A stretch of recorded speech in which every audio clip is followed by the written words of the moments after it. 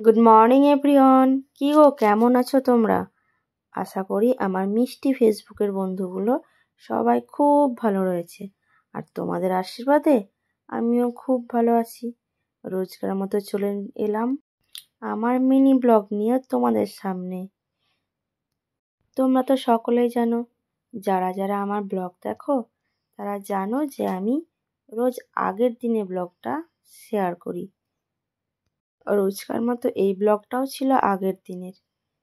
তো ব্লগটা প্রথমেই শুরু হয় আমাদের রান্নাঘর থেকে।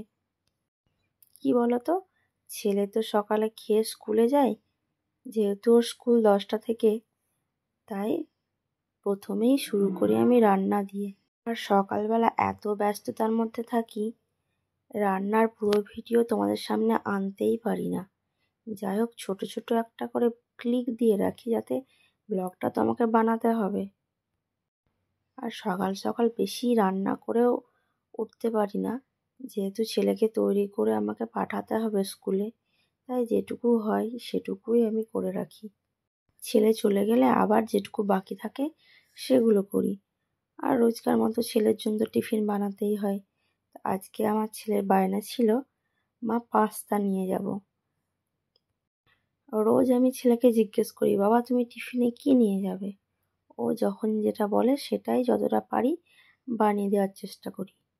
আর ও পাস্তা বলো, চাউমিন বলো, কোনোটাতেই কোনো সবজি পছন্দ করে না, শুধুমাত্র পেঁয়াজ ছাড়া। তাই ওকে কোনো সবজি না দিয়ে আমি পেঁয়াজ দিয়েই শুধু ফ্রাই করে দেই। যেহেতু স্কুলের ব্যাগের মধ্যে নিয়ে যাবে, তাই আমি ডিমটাও অ্যাড করি না।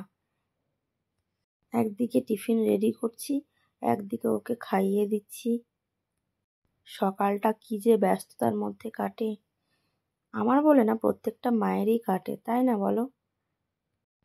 তবুও তোমরা তোমাদের অমূল্য সময় নষ্ট করে যে আমার ব্লগটা দেখো, এতেই আমি খুশি।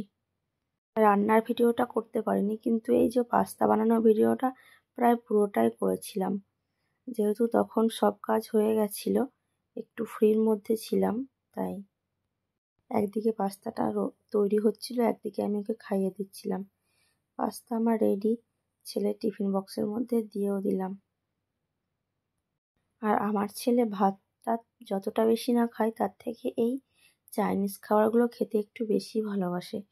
তাই ওর জন্য রোজ কিছু না কিছু নতুন নতুন আমাকে বানিয়ে দিতেই হয়। তো আমার এই মিনি ব্লগটা তোমাদের কেমন লাগলো একটু জানিয়ে যাও।